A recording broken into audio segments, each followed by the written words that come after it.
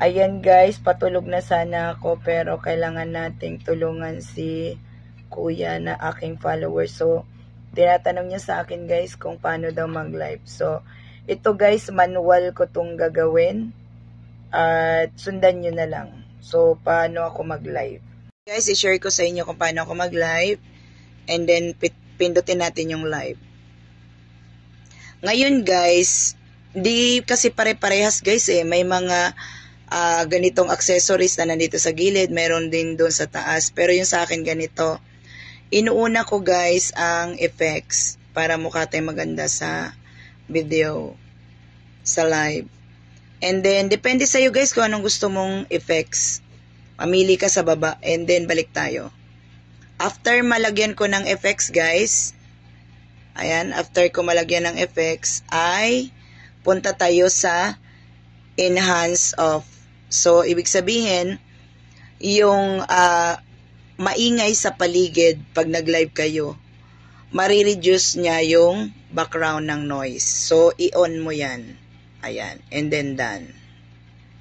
So, bago tayo mag-go live, caption muna tayo guys. Halimbawa, depende sa inyo. Kasi minsan, ang nilalagay ko, hi, live tayo, or hello everyone, ganyan.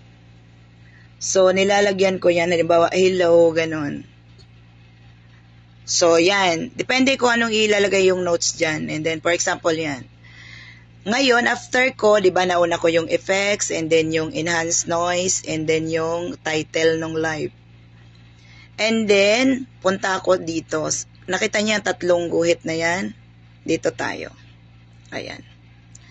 So, punta tayo sa, ayan guys, share groups. Depende guys kung may group kayo. Ayan. Ako guys, kiniklik ko talaga to.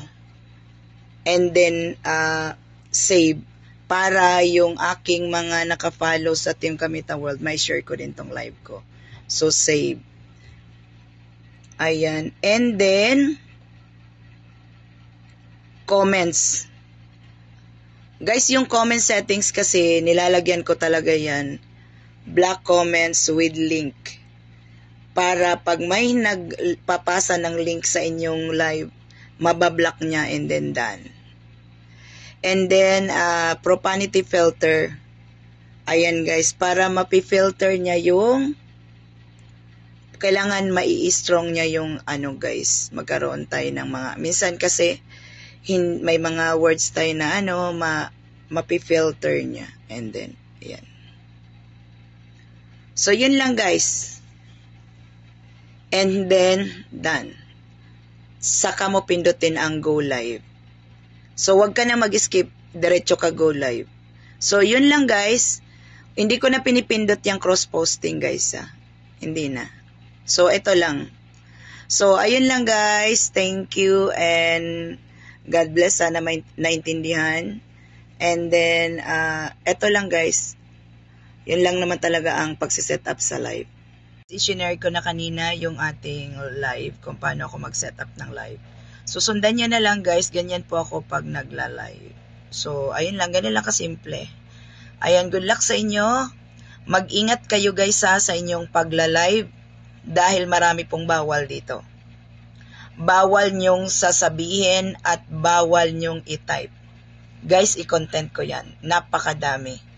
Nasa 20 words pa lang tong nalalaman ko. At itong mga words na to, ako mismo ang magpapatunay dahil marami pong nag-PM sa akin about sa kanilang violation na yan. Doon sa mga comments at sa kanilang mga sinasabi sa live. So ito guys ay bawal talaga tong banggitin or itatype.